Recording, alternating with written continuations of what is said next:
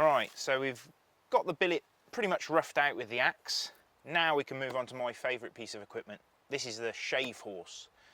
So this is effectively a very ancient Black & Decker workmate.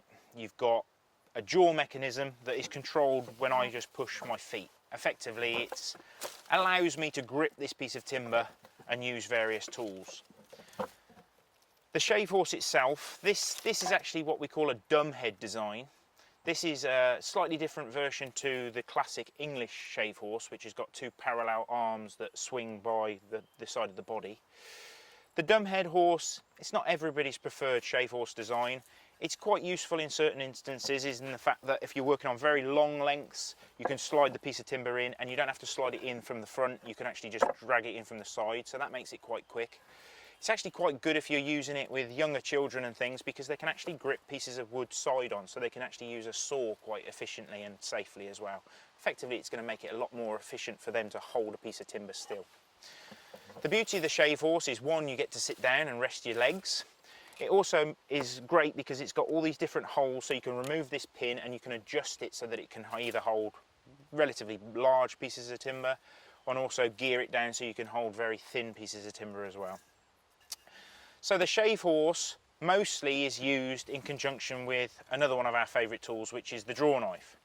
Now, the draw knife, it can be in various shapes and forms. You'll see some that have got very stubby handles, some that are very long, some that are very straight, some that might even have curved blades. Basically, the draw knife was made for each individual application. This is a more sort of traditional chair makers or green woodworkers draw knife. This is actually one of our draw knives, so we've sort of tweaked the design through using a draw knife ourselves for several years. We've actually come up with what we think is the ultimate design draw knife. So it's not too long, it's only got an 8-inch cutting edge, which obviously means that it's quite comfortable and quite safe. You're never going to need to work on anything larger than that for green woodworking. We've put a slight curve in it so that makes it slightly more efficient for keeping our billets nice and straight. It's got a really nice low angled bevel on it as well, so it slices really cleanly. But the major factor is that we've got these what we call dropped handlebars. So they're angled both out and also down, so that when you're holding it, you're not having to strain your wrists in order to get a comfortable cutting angle. A lot of draw knives you'll see, they're just stamped out of flat steel and everything is 90 degrees, and it means you have to sort of control it by moving your wrists, and it's quite uncomfortable. Or worst case scenario, in order to get it to cut and get the right angle, you have to use it with the bevel side down, and then you end up with very bumpy cuts. Our draw knife is basically designed so that you use it with the bevel up and the flat side down. That basically turns it into like a woodworking plane, so that it's very efficient and it will remove really nice smooth cuts of timber as well. So we've got our piece of wood, we've got these definite sort of facets to it, so we've still got this hexagon shape.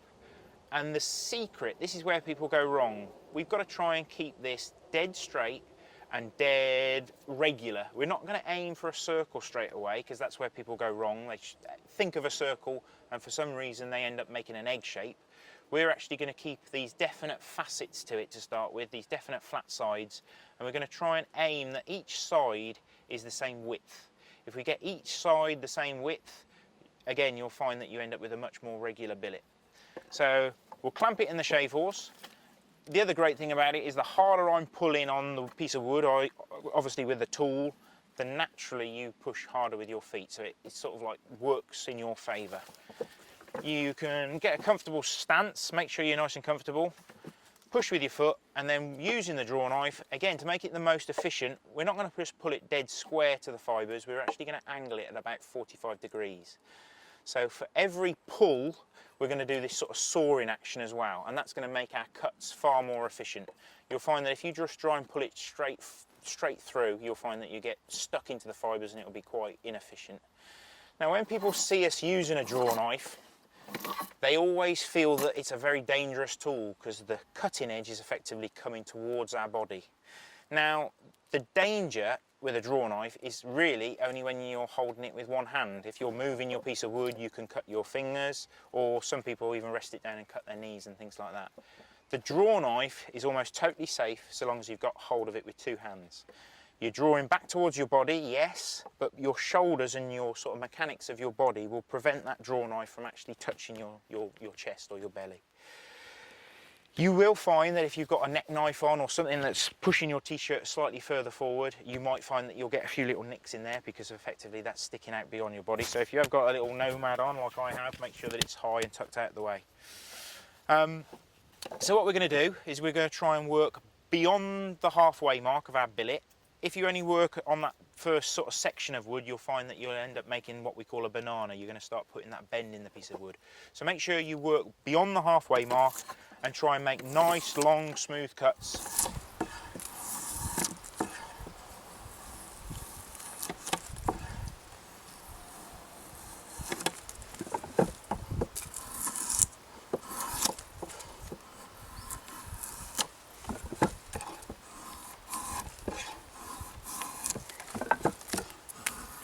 And you'll see straight away the draw knife starts to get a really nice smooth cut on each one of those facets. So I'm taking a couple of slices, turning it, and I'm trying to visualise that I get each one of those sides pretty much the same width. And it's the real sort of beautiful symbiotic relationship between the Shavehorse and the draw knife.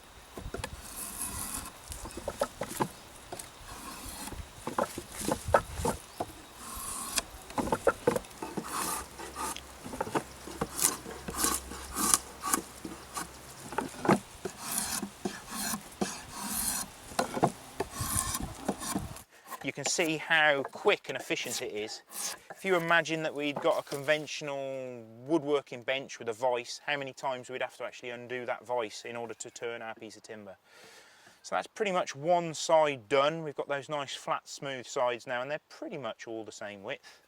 So we'll turn it round and we'll transfer that smooth cut and that same sort of straight edges right through to the other end. And you can see, having that flat side down on the draw knife, it's almost laying dead flat on the timber and controlling the depth of cut. So if I want to go slightly deeper, I just tilt my wrists. That engages the draw knife and it makes the blade actually go slightly deeper. Doesn't matter if you've got a slight taper to your billet.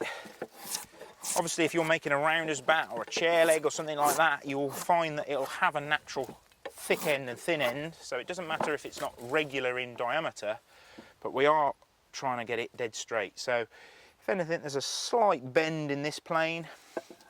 So what I'm going to do is I'm just going to take a little bit off either end and straighten that out, just like so. And once you're happy that you've got something pretty regular, pretty straight, you can then start to take off those sharp edges. So still very faceted at this stage.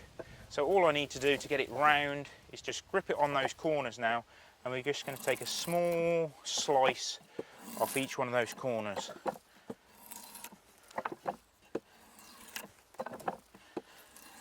A bit like the axe, you can almost gauge how much you take off by just trying to take the same width off each time. So pretty easily from that very faceted shape to something that is almost like a complete circle just by taking those corners off. So very efficient way of working the wood and a real easy process. And you'll probably find that if you've struggled to get pieces of wood straight enough for the pole lathe, if you follow that process, you'll find that it will be a lot more efficient and certainly less frustrating. Now, in the Greenwood fraternity, in the pole lathe Association of Pole Lathe Turners, as we call it, we have a competition every year on how to make a log into 2 matching chair legs. And obviously using this kind of process means it's very efficient and very fast. And this is what I found, that over the years of entering these competitions, that if I did it in this technique, it really helped. So pretty easy, been very comfortable, and we've also produced these fantastic shavings, which in a few days' time these will be tinder dry and absolutely fantastic for lighting the fire as well. So even the byproduct, our waste effectively, has got a great use as well. So that's the billet prepared. You can actually just give it another check to make sure that it's going to spin nicely on the lathe just by spinning it on your forearms like that, and correct any wobbles if you need to. But yeah, that's ready for the pole lathe now.